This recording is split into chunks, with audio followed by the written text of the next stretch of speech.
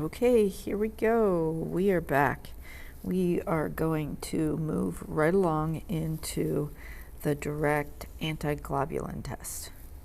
I know the whole anti-human globulin thing is a little confusing. We're going to go over it multiple times. Practice it, practice it, practice it. Okay. So this is the DAT. This is the direct side.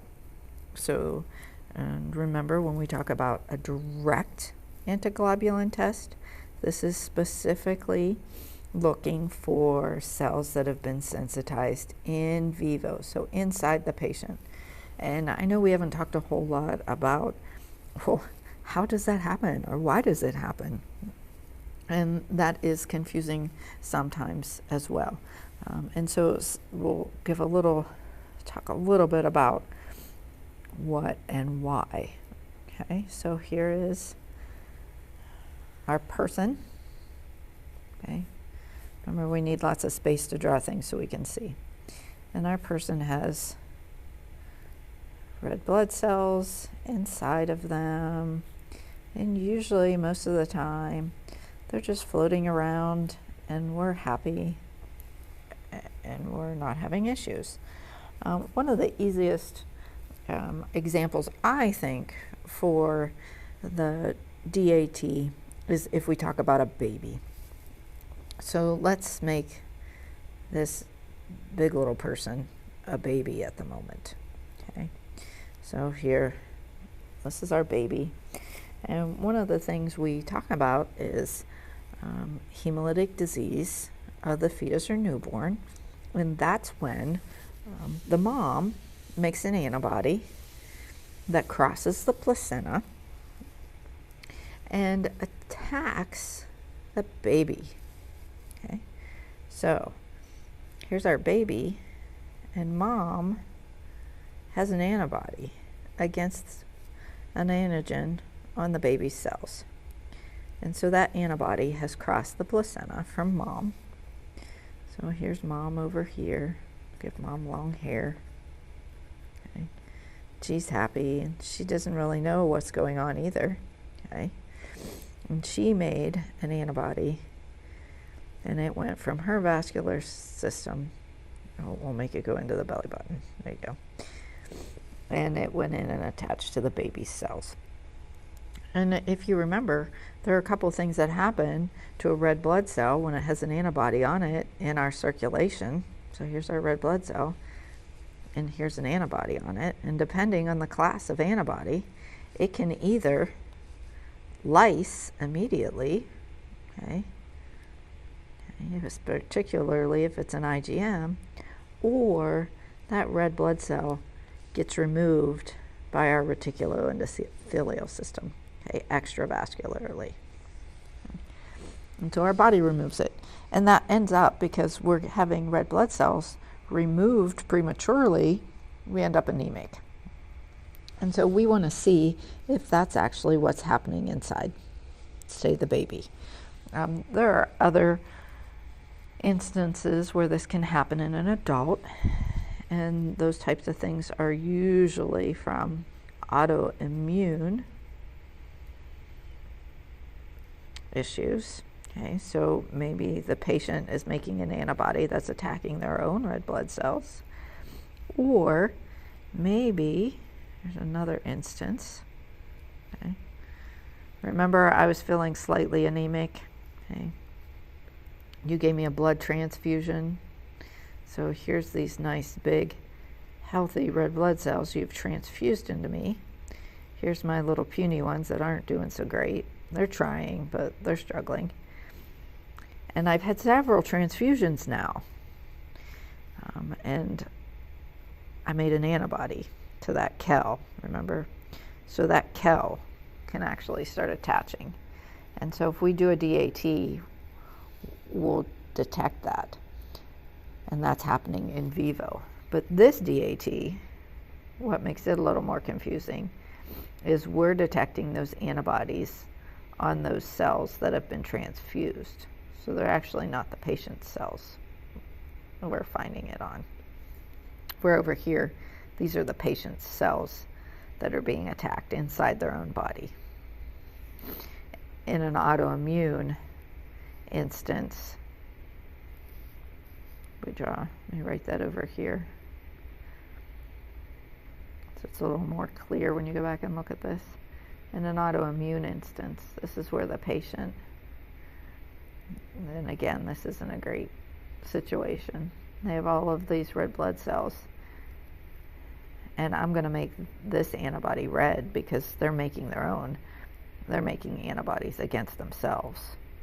Okay, and remember, these antibodies are attaching in vivo. In vivo.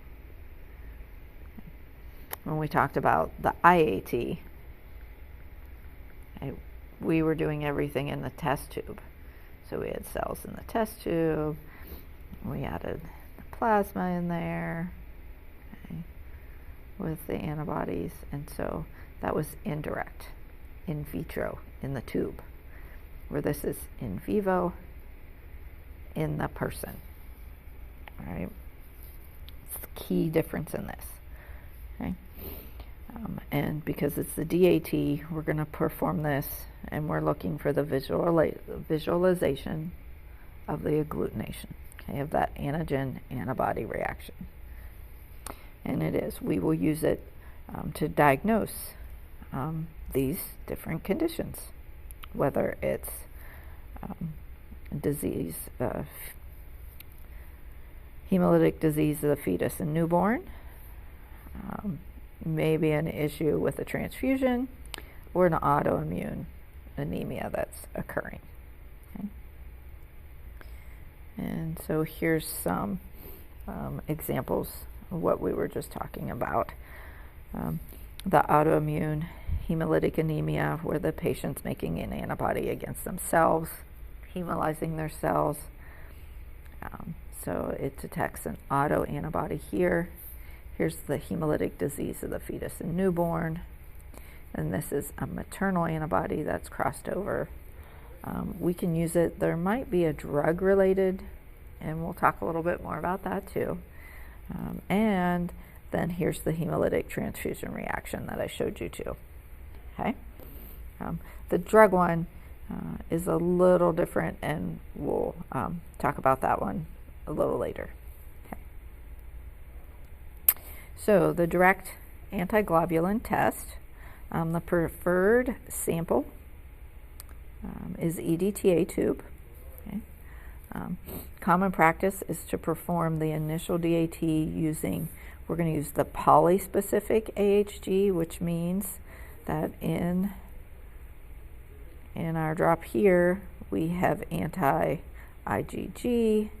and complement, okay, C3b. That's what's in there. One of the other things I want to talk about when we do this, well, we'll get there. Let's try not to get ahead of myself. So sources of error. We can have false negative reactions just like we could with the IAT, indirect. Okay? And a false negative is where we're going to see no agglutination observed when it should have been observed. In the tube testing, the most common failure is going to be to wash your red blood cells adequately. And I'm going to say one of the other ones is not making up a fresh cell suspension. So if you make your patient's cell suspension,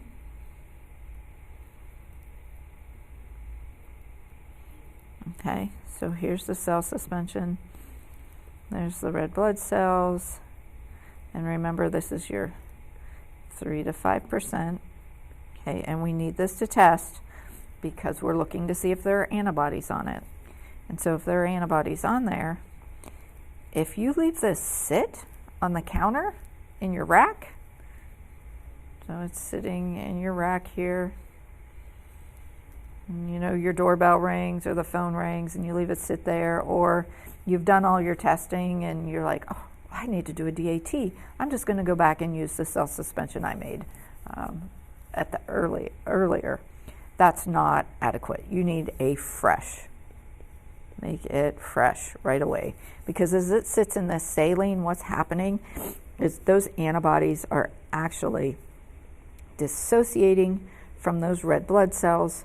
over time, and they're now floating in there, suspension. So you're going to get a potential false negative result with that too. So do a fresh suspension. Okay, fresh suspension. Okay, so some examples, and this one I like, it's, addressing both your indirect and direct. Dirty glassware, just don't use dirty tubes, okay? But here's your false negatives: inadequate washing, interruption in testing can cause numerous things, but again, those antibodies can start falling off. Bad reagent, it happens, okay? Here's your improper concentration of red blood cells. Maybe you forgot to centrifuge it, or your centrifuge isn't centrifuging either long enough or at the proper RPMs, okay? You got to add your reagents. So a lot of times when I have things that are negative or don't work, it's just best to start over, all right? False positive, contaminated saline, how do we prevent some of this? We prevent it by running quality control every day too, okay? Let's go ahead and move on. Here's your false positive reactions, which is a false positive is where you're grading agglutination when it shouldn't be, okay? Now, alternative methods. Let's see, is this really where I want to talk about that?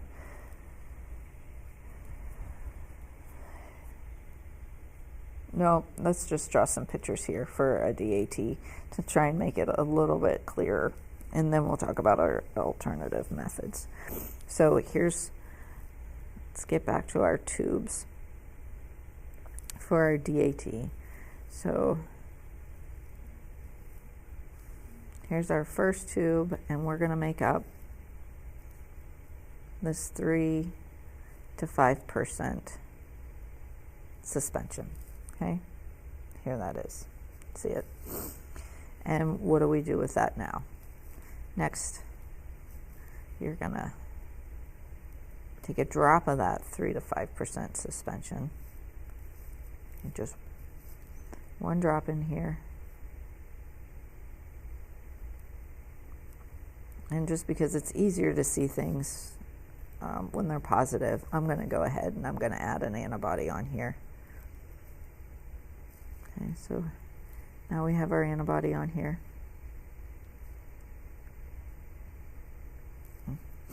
We put one drop in there, and we're going to add saline.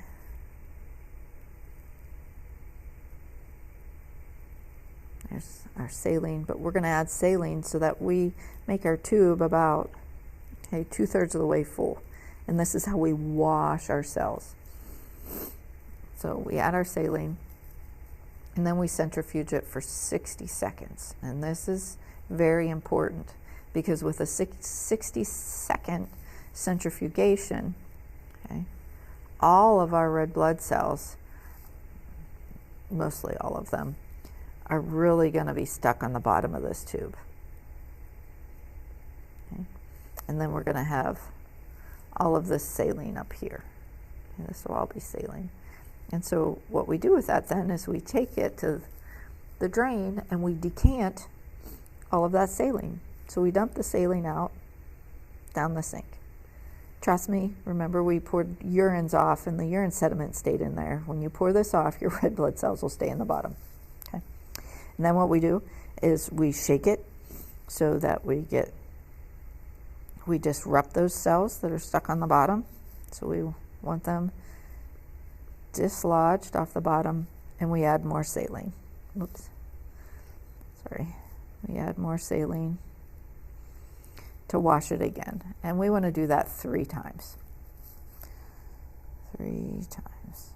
And we'll talk about if this is a baby or cord blood specimen, why that's important later. So we wash it 3 times. After our 3rd time, we're going to have our tube. Remember, it's important to dislodge those red blood cells off the bottom. Now we're going to add, remember that AHG reagent? that. One thing that I didn't do in the process of washing this, that antibody will stay on there under most circumstances. So it doesn't get washed off. So that antibody will still be on there. And now, because that antibody's on there, whoops, I'll make it look okay here. Now we're adding our anti-human antibody. It's going to come down in here, attach that, and make a bridge. So once we add that, we agitate it, mix it together in there, centrifuge it, we will see agglutination, and this will be a positive DAT. And that positive DAT means, let's go back originally here, when we look at this, it means that there are antibodies, these little antibodies, already attached or sensitized to those red blood cells.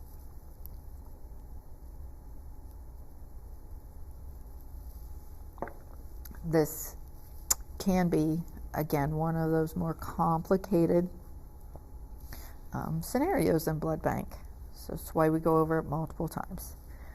So in a nutshell, that is your DAT.